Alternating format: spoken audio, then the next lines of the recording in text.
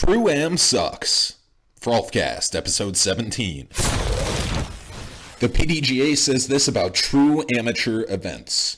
The true spirit of organized amateur athletics is competing in a sport purely for the love of that sport and the act of competition itself. True amateur is the designation used by the Professional Disc Golf Association in reference to those amateur events, or the amateur portion of an event, which promote that true spirit of amateur athletics by presenting only trophies to the top finishers of the tournament rather than a payout in merchandise.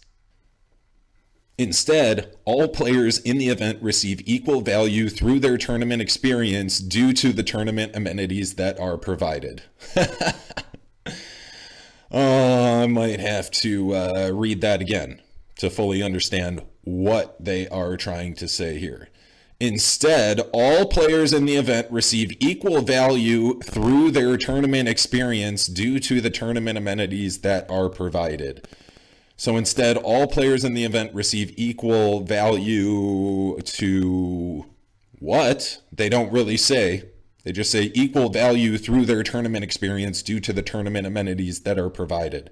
That's a fancy way of saying you are paying them to play a casual round and receive nothing but a button, nothing but a pin, nothing but a participation ribbon to tell those around you that you participated in a PDGA event. Congratulations on your second place finish. Congratulations on your first place finish if you win. Congratulations. Nice pat on the back for you. That is the true nature of competition. Here's why it is so vitally important to put something on the line when you are in fact competing, when you are in fact entering a competition of any sort. If something is on the line, you are going to put your best effort forward. You are going to put your best effort forward possible. And that's all you can ask out of your own damn self when entering any competition of any sort. And when something's on the line, it raises the bar and it raises the level of expectations of all competitors within that competition. And disc golf is not excluded from that conversation. If you don't wake up in the morning and think that you piss excellence, then do not even get into the car Saturday morning and drive to that disc golf tournament that you plan to go to. Put yourself on fourth or fifth card, depending on how many players showed up to your local tournament that weekend, and you are playing in an amateur division, and the day is winding down, the afternoon sun starts dipping even closer towards the horizon line. There's only a few holes remaining, and you find yourself on fourth or fifth card, close to the top 50%, close to the top 45, 50%, whatever the usual payout line would be, but you're playing a True Am event. Now there's really nothing to play for at all. Trophies are going to be divvied out to first, second, and third place if you care about those participation ribbons that we talked about earlier in the program. And there you are standing with your card mates, ready to go home, hungry, sweaty, dirty. You got swamp foot, you got swamp ass. Your car's gonna stink like a pile of dead rotten fish, the same fish that they were eating at the virtual Glass Blown Open. And you guys are having a miserable time with just a few holes remaining, knowing that you are not going to receive anything but the supposed player pack and experience to go with it. Even though you paid full value of a tournament, probably $75 after fees, CTP, Ace Pot,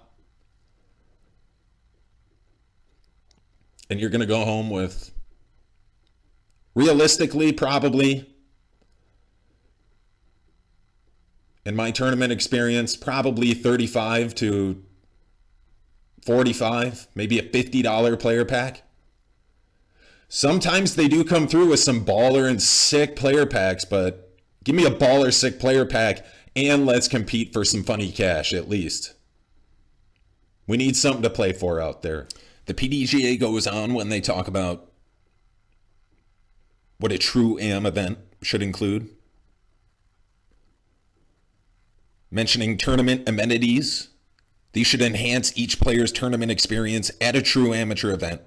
Those amenities may include, but are not limited to, social gatherings such as a party or an outing, meals provided during competition breaks, snacks and beverages provided during the competition itself, the provision of comfort stations out on the course.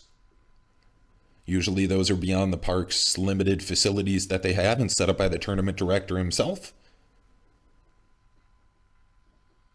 And hopefully using some of your entry fees towards those amenities. That's what the PDGA is getting at. Oftentimes you will find at a True Am event that is not the case, and they're going to use a table that's already set up, and they're going to bring a small tent, and they're going to milk as much money as they possibly can without putting any money towards the tournament or back into your pocket. And they'd like you to include some other infrastructure amenities such as paid parking permits in those locations with parking fees. Let me tell you from experience, when parking is an issue like that, and it's run by the county or the city, they expect their money. They don't care what kind of tournament is going on. So hopefully, a good tournament director is going to take cash out of his own pocket, which came from your pocket, your entry fee, and he's going to pay for those parking places. He's going to pay for those parking passes. That is often not the case. You are going to show up to a tournament. If you're just getting into disc golf, you're going to show up to a tournament, and you are going to have to pay a parking fee. I promise you. I promise you that will happen to you.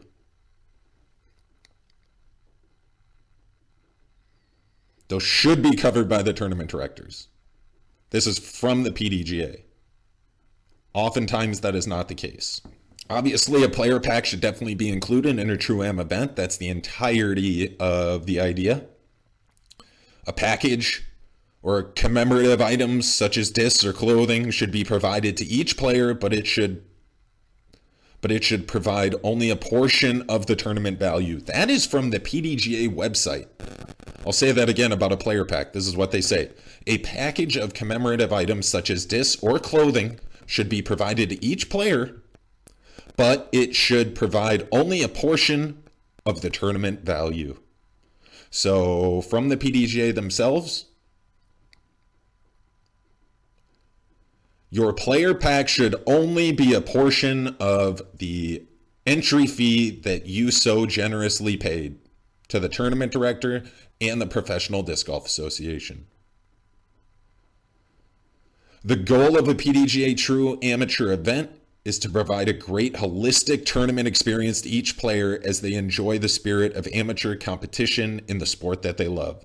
It's a great snake oil salesman pitch. You're getting an experience. I know you can go out to the course and play around anytime you want for nothing. But pay us and do it on this date at this time with these players that we tell you to play with.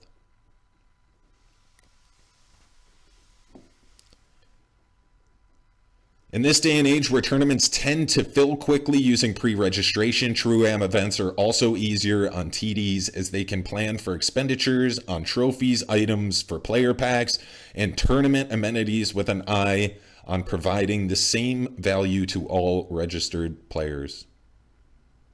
Poppycock. Bullshit. So TDs can plan for expenditures on trophies, items, or player packs, or nothing.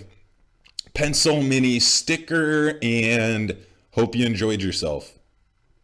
Experience. The PDGA does have suggested entry fees for true amateur events.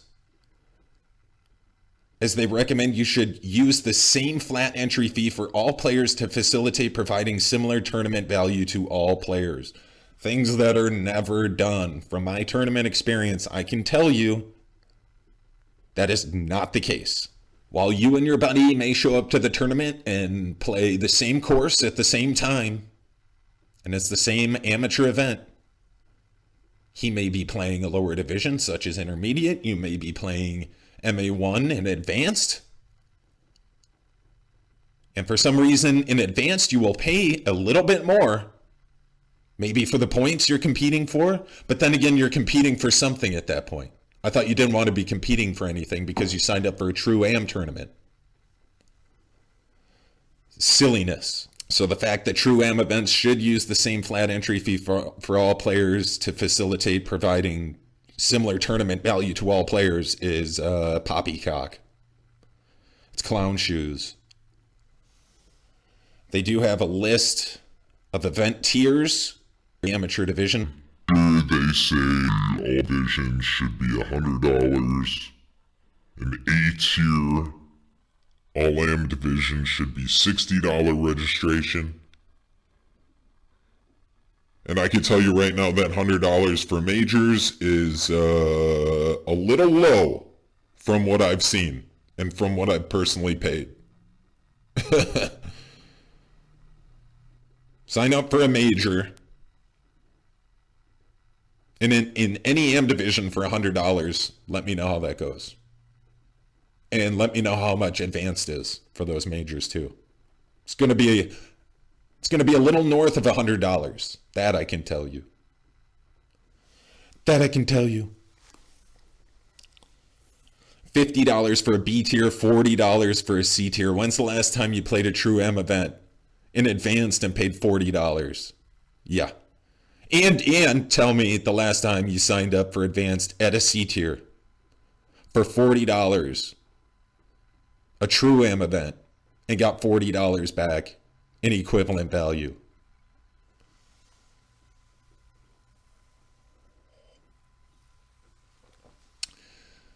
There's a reason US dollars are more valuable than bunny cash when you go up to a table after an event. $15 cash for this disc, or $20 funny money, because they're all trying to steal from you. Don't piss on my leg and tell me it's raining. True amateur events should provide 100% of net entry fees in value to all participants through player packs, trophies, and tournament amenities. And 90% is the experience that they're selling you. Of that 100% of value, at least 50% should be provided to each player via a player's pack. The remaining percentage to reach 100% should be provided through the trophies and tournament amenities provided to the players.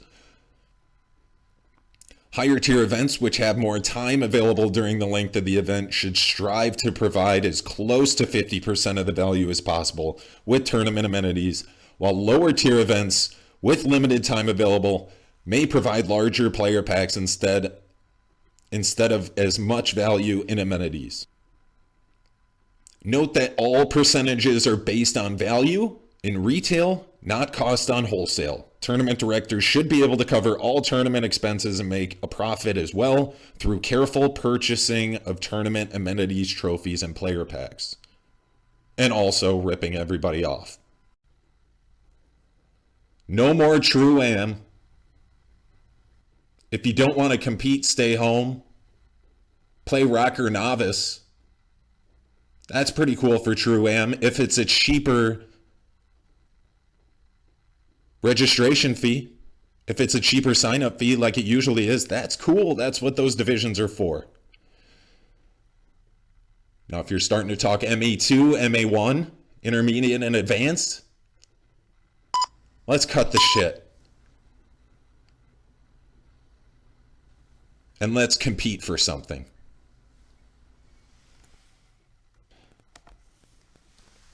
Be thankful for what you have. You'll end up having more. If you concentrate on what you don't have, you will never, ever have enough.